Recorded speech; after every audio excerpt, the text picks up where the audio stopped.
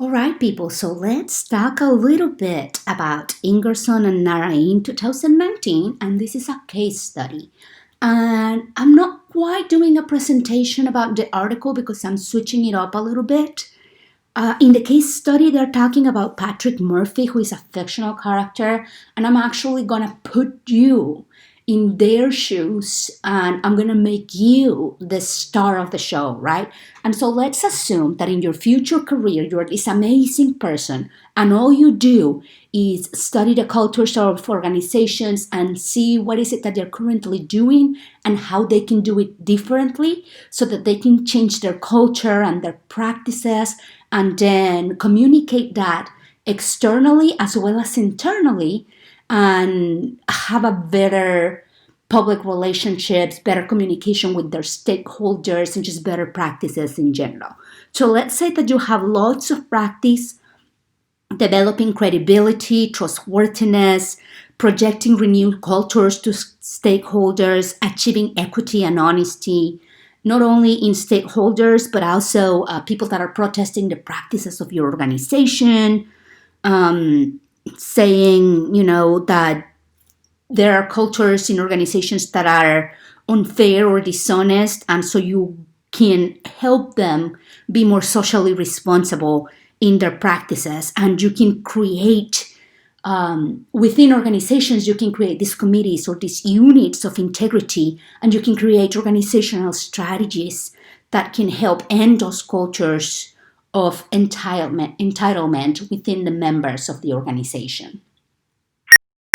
So you get called to Cricket Australia after the sandpapergate incident, which is in March 2018. The men's team cheated in an international tournament in South Africa, and the captain, the vice captain, and the batter tampered with the match ball with a little bit of sandpaper, and it got caught by a journalist who knew about this and focused on the batter, knew about the plans, and knew that the batter was planning to compromise the integrity of the match ball, and focused on the batter and exposed the incident. And it ended up with two players apologizing in a media conference. And so the incident got named Sandpapergate, and it caused public outrage. So you get called in to try to help them with this.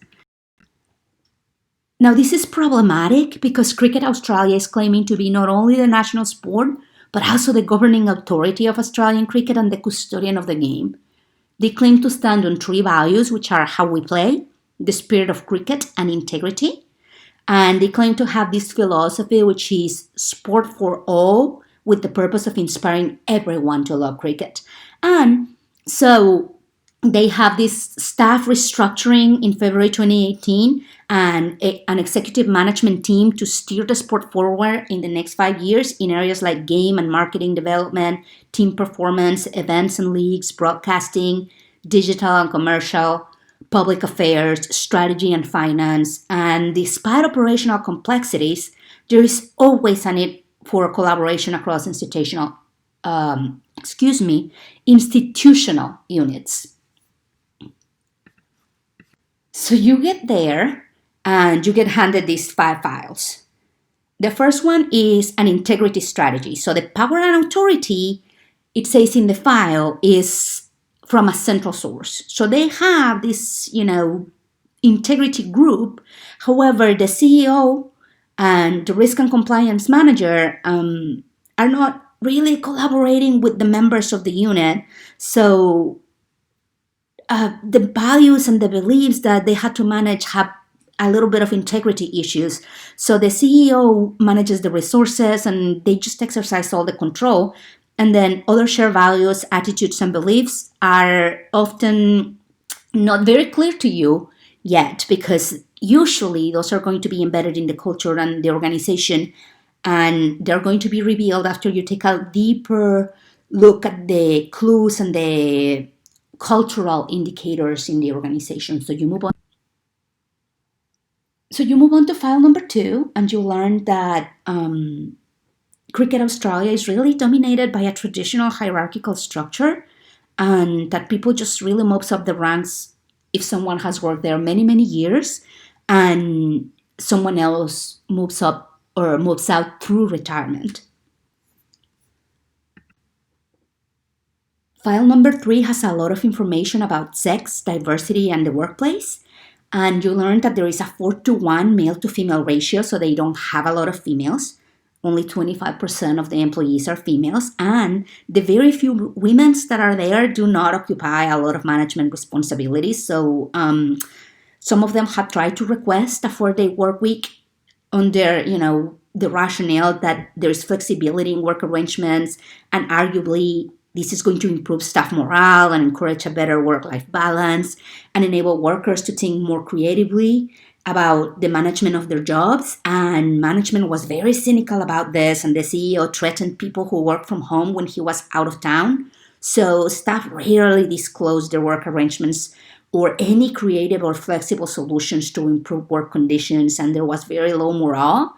And this showed us unacceptable behaviors such as gossip, slacking, and even stealing, and there was a clear lack of diversity. When you got to file number 4, you realized there were player issues as well. So past players worked in upper and middle management, and it was just arbitrary. And they were allowed to use office hours for access to the gym or access to the training or rehabilitation facilities. And so they used this as an excuse to work less than everyone else. They also attended functions as favors to board members, and they invoiced the Cricket Australia organization for these favors. And then they also say that this was, work outside of the office or working from home. So they were generally unqualified, and they got free merchandise when the rest of everybody else in the organization only got discounted merchandise.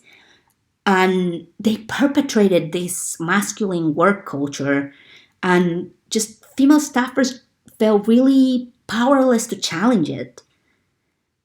Players also did not go to training as requested for them by the Players Association, under the pretense that having been players also gave them enough training to work at Cricket Australia. And they often use on-the-field banter, which is appropriate on the field, but in the workplace usually is considered very aggressive and disruptive. In most organizations that we will all end up working for, this is not appropriate office behavior. Then file number 5 was about interns, and they were required to attend this 3-hour internship training. However, they knew very little about their expectations and requirements at the end of the training. Interns were usually disrespected and overworked, and the CEO and the board were very risk-averse in exploring any innovation or creativity. So that leads us to the discussion questions, which is what your presentation is about. So, what are the main issues with Cricket Australia that you see as the person that's coming in, exploring their culture, evaluating it, and seeing what can be changed? Question number 2, what can you conclude about the culture of Cricket Australia based not only on the readings for this module, but also on the information on this article? Question number 3, what are the main ethical considerations and how can they be addressed? And what are the other examples that you can think of good ethical practice that have occurred in sport? Finally, question number 4, what strategies will you propose to the board of directors, either for immediate use or future consideration? As usual, you can find any of my information at claudiabiams.com. I love you. I expect great things from you, and I know you're not going to let me down, and I will see you next class.